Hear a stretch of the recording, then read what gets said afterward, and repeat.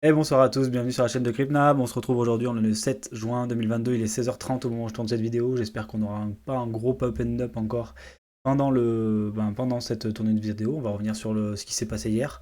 Assez inattendu à mon sens par rapport à l'order flow. On va dire que c'est la faute à The Moon qui a fait un sacré tweet. Mais on va aussi revenir sur le mouvement en cours au niveau du Nasdaq, du SP500 et du dollar.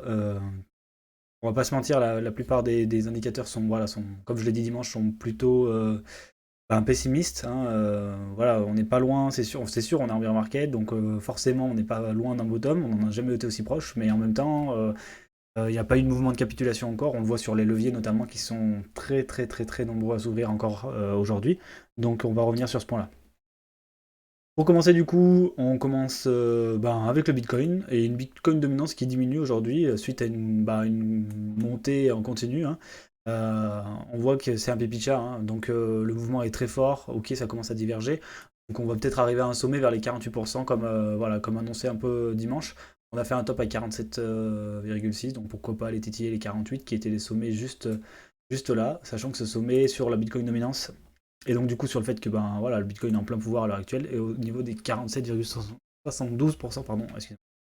Donc voilà, sûrement une cassure, une potentielle cassure dans les jours à venir après avoir un peu consolidé pour accroître la dominance du Bitcoin et qui devrait, on va dire, être en accord avec une capitulation du marché au même moment, donc un gros mouvement baissier du Bitcoin probablement.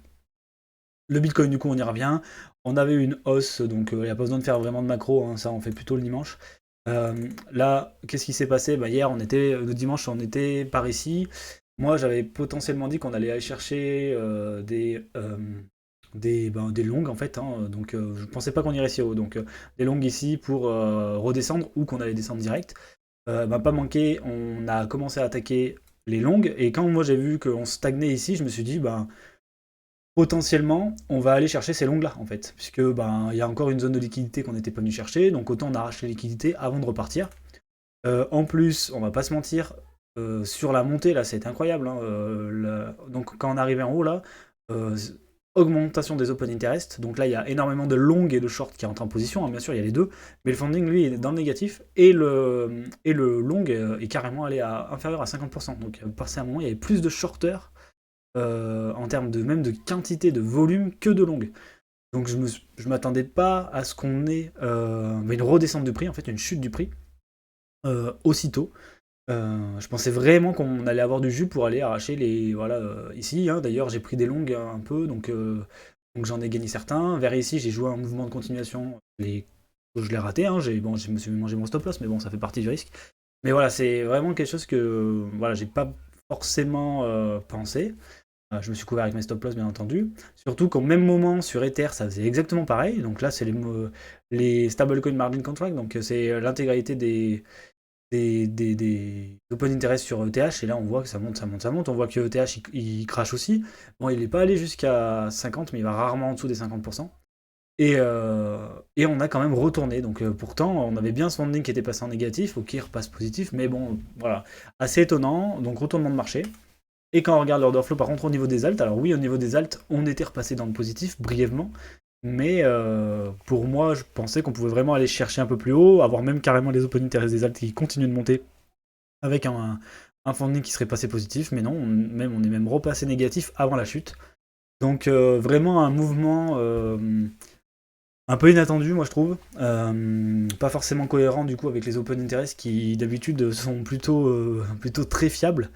Mais bon voilà, donc là du coup tout le long on a liquidé très fort en arrivant en bas, puisque quand on est arrivé ici, on a mangé les liquidités des creux qu'on avait posés sur ce range, on va dire, enfin ouais, cette espèce de range là en une heure et ce range là en une heure, en gros on avait la mèche de liquidité au 39 282, on est venu la taper.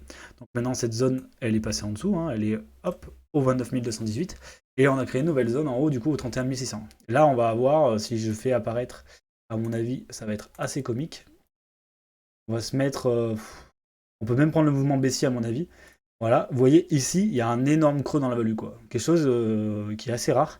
Donc pourquoi pas un retour dans cette zone dans les prochains jours, potentiellement. Donc là, on va se mettre en classique. Potentiellement, vous voyez, hein, je dois être en log là. Lol. Ah non, même pas. Ok. Et potentiellement un retour ici, dans cette zone bah, qui en plus représente la zone des shorters, donc pourquoi pas y retourner là. Ah bah, vous voyez, on a un mouvement aussi pour en 1 heure, alors qu'il se passait rien, donc c'est pas très grave. Donc du coup, on a potentiellement ici un retour dans cette zone de short pour ici avoir un retournement complet. Donc qu'est-ce qu'on a eu là? On a eu un gros pump, côté plutôt pendant l'heure asiate d'ailleurs, le premier. Ça a continué avec les US. Ouais. Hmm. C'est fait en dehors des heures professionnelles, mais bon, pourquoi pas. Ici, les US ont dit, ouais, bah finalement, on retourne en bas, tac. Et là, les Asiates, ils ont dit, finalement, on pump. Et les Asiates, ils ont dit, oh, finalement, on redump. Donc, c'est voilà, c'est bien manipulé. Les Européens, on fait rien, hein. À chaque heure européenne, il se passe que dalle. Ou sinon, c'est annulé. Donc, comme d'habitude. Là, ce qu'on voit, ce qui est intéressant, c'est qu'on vient en zone de rechargement de short, on casse au plus bas, sans casser le plus haut. Potentiellement, on va refaire pareil, donc à voir comment ça se passe au niveau de, pareil, de l'order flow à ce moment-là, etc. Donc là, voilà, on a un départ du prix là depuis 16h30 à peu près. On a un départ du prix à la hausse, à voir comment. Donc on essaie de casser ce range à la hausse. Après, c'est pas étonnant hein, d'avoir. Vous voyez, on vient de cross bullish au niveau du MACD, donc c'est normal d'avoir un peu de jus aussi au niveau des longues et de pouvoir bah, monter un petit peu. Potentiellement avant une baisse potentielle. De toute façon, c'est ce que moi je joue euh, sur le futur, hein, puisqu'on n'a pas eu le mouvement de capitulation au niveau du Bitcoin, puisqu'on le voit en daily. Je ne sais pas si vous avez vu mes charts, on va se mettre, ouais, ou en 12 heures tout simplement pour avoir une grosse charte. Euh, on n'a jamais eu autant de levier sur Bitcoin. C'est jamais arrivé. Donc là, on fait que monter, on fait que monter, on fait que monter, on fait que monter. On n'a pas de baisse franche, vous voyez, comme là, comme là, comme là, comme là, qui fait que ben, ça se calme, quoi. On en a une petite ici, hein, bien sûr, mais vraiment une baisse vénère qui nous a ramènerait, je sais pas, vers les 120 000 d'open interest. Là, on est à 200, on est à plus de 200 000, c'est un truc de dingue. Donc, faut faire attention, ça peut partir dans les deux sens très fort. Et potentiellement avec un mouvement de capitulation. Pourquoi je pense au mouvement de capitulation? Parce que on va se mettre en daily sur hop, le SP500, donc le marché, voilà, l'indice principal américain. Euh, on a ici une zone de bagarre, on va dire, entre des boules et des bears. Et le problème, c'est qu'on est sur le premier arrêt. Donc là, en retour, une cassure vers le bas. Donc la résistance ferait résistance. Ça pourrait nous ramener facilement vers ces niveaux ici et donc casser des plus bas. Et là, ça serait pas bon du tout pour le marché. On pourrait repartir sur un moins. Si on revient déjà ici aux 3200 de 4000, ça fait un moins 20, moins 30%. Donc ça ferait très mal au marché en général et le Bitcoin en ferait partie, hein. Voilà, tous les risques on vrais tarifs. Je voulais parler aussi du coup de TH rapidement. ETH, il se passe rien du tout. Voilà, on va pas se mentir, j'ai regardé un peu l'order flow tout à l'heure, bah, il se passe rien. Même le pump and dump de Bitcoin fait que bah, ETH il dit bah je fais rien, donc il fait rien. On vient même pas casser les plus bas. Je pense toujours qu'on aura besoin d'aller casser les plus bas, d'aller chasser des liquidités sur Ether. Donc je serais pas étonné de revoir un Ether autour des 1005, 1005, 1004, 1000. Ouais, voilà, dans ces eaux là, tu vous voyez le creux ici. Donc pourquoi pas venir titiller les creux là, donc dans la value. Donc c'est ce à quoi je m'attends. Ensuite, très intéressant, au GLD, je vous avais parlé d'un setup de short, hein, donc on avait cassé une trendline support, on l'avait pris en résistance et on continue. Et là, la résistance fait office de résistance magnifique, regardez, on glisse dessus. Donc voilà, ça c'est très intéressant. En plus, il y a des mauvaises news, il y a beaucoup de fun en ce moment, que ce soit sur GLD, sur le marché global, etc. Donc j'ai l'impression un peu qu'on essaie de pousser les retails à vendre et du coup à aider entre guillemets à faire ce mouvement de capitulation parce qu'il n'y a peut-être pas assez de. Il n'y a plus assez de jus au niveau des whales et du coup ils ont besoin aussi que les retails le vendent. Et peut-être que les holders là sont toujours holders en se disant bon bah, on a perdu. Donc à voir comment ça va se passer dans les prochains jours et tout le fun qu'il y a autour de Elrond, de Binance et aussi là voilà, une espèce de tweet de Tweetos qui a dit j'ai plein d'infos secrètes, je vais vous les divulguer, donc on verra comment ça. Ensuite Sol aussi, un cas d'école pour Sol, un peu plus tôt, donc là j'ai regardé un peu les altes parce que voilà, je commence à me dire j'ai peut-être commencé à recharger quand même, on est sur des zones long terme très très très intéressantes sur la plupart des layers 1, donc pourquoi pas. Et ici on voit, voilà, vous voyez Sol, magnifique, ici on casse la trendline, on fait des W, on part, retour premier arrêt, comme le SP500, et la grosse gamelle. Donc à voir si la prochaine trendline fait la même chose ou si elle fera enfin office de W qui se pose avec un vrai départ, un nouveau rallye, mais je pense pas qu'on verra quoi que ce soit avant l'hiver prochain, peut-être un tout petit rallye d'été, entre guillemets, hein, un rallye plus 10, 15, 20%. Et voilà, je pas sur bien plus pour cet été, au vu de la situation économique actuelle du marché. SP500, donc j'en ai parlé, retour ici, mais on a surtout aussi le dollar. Le dollar qui, lui, est plutôt bull. Hein. On n'a même pas un retour. Donc là, on a un retour du dollar sur enfin, on est bas d'une résistance, d'accord. Donc ça, c'est... si vous, pour ceux qui suivent Captain Trading, je pense que voilà, là, il y a un cas d'école de Captain Trading qui vous dira, c'est on attaque, on va taper une résistance, et on consolide dessous avec un retour, même pas au premier arrêt, mais au 0,236. Et ça, c'est vraiment très, très, très, très, très bullish. Là, je pense que Captain Trading, s'il devait faire du... Voilà, bon, là, on est en daily, c'est vraiment gros, mais si Captain Trading voit des choses comme ça, je pense qu'il joue des leviers longs, bien sûr, avec sa méthode à lui, mais il vous dirait que ça, c'est très, très, très bullish. Donc, consolidation sous résistance, même si on l'a déjà un peu cassé, et avec un retour au-dessus des 0,236, c'est voilà, ultra bullish. Et donc un dollar bullish, comme d'habitude, c'est ultra bearish pour les risk-on, dont les crypto-monnaies en général, et aussi bah, voilà, les actions françaises, européennes, internationales, et notamment américaines avec le Nasdaq et le SP500. Donc à voir ce qui va se passer au niveau de là, je pense que c'est le marché trading qui va faire le taf. Pour l'instant, on est sur un redépart aussi, entre guillemets, en 1 heure.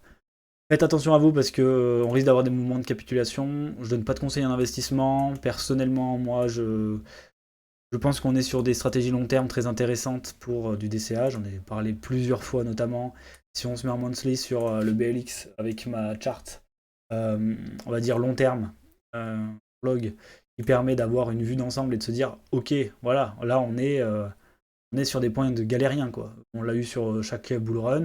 Alors oui, on peut encore faire des moins 50, moins 80% sur des alts, mais on peut aussi ne pas les faire. Donc voilà, commencer à faire un DCA, pour moi, ça me semble assez logique sur les altcoins et aussi sur Bitcoin quand il revient, bah, là en dessous des 30 000, mais c'est intéressant qu'ils viennent même en bas de range, donc c'est-à-dire plutôt proche, tac, j'enlève le log, hop, plutôt proche de son bas du range qui est ici, donc au niveau voilà, des zones de liquidité, des 27 000, peut-être des 26 000, et peut-être même plus bas, hein. J'ai encore des ordres d'achat plutôt intéressants en bas. Donc voilà, j'espère que ça peut vous aider pour vos décisions, la compréhension un peu du marché. Ici, on a une bougie verte, attention pour premier arrêt bien sûr, la zone de rechargement qui a qui a pas fait trop de volume d'échange, donc potentiel un retour ici. Et on vérifiera l'order flow et la force du mouvement à cet endroit-là. Si la force fait exactement comme là, hein, si elle s'estompe, potentiellement on va avoir un nouveau dump qui va venir chercher les liquidités encore au-dessus. Et juste pour finir, voilà, la zone jaune ici que j'avais mis, il me semble que c'est une zone, c'est en 4 heures que je l'ai placé. C'est une zone de block order. Ceux qui tradent avec ce genre de méthode, si vous voulez regarder sur Google le principe, ils ont dû se régaler puisqu'un block order, ça vous fait acheter dans ce bloc avec un stop loss au-dessus du plus haut et d'une target qui est au niveau de la zone liquidité la plus loin. Donc là, ils ont dû se régaler. Ça ferait enfin, si quelqu'un a chopé le top plutôt parfait. Donc on va se mettre ici, même si j'y crois pas trop. Hein, je veux dire, c'est très rare d'avoir des gens qui chopent le top parfait. Ça peut faire un reward ici de 3,92. Donc voilà, on est sur des RR qui commencent à être intéressants. Donc quelqu'un qui était prêt à perdre 100 balles, il en aurait gagné 392 tout simplement. Voilà, donc on pourra parler trading un peu plus tard. Pour l'instant, faites attention à vous. On n'a toujours pas eu de mouvement de capitulation, il faut le savoir. On arrive vers l'été. Des fois, vers l'été, il y a des relances haussières. Mais ce ne sera pas toujours le cas, surtout si le marché global crash. Allez, passez une bonne journée. On se dit à jeudi.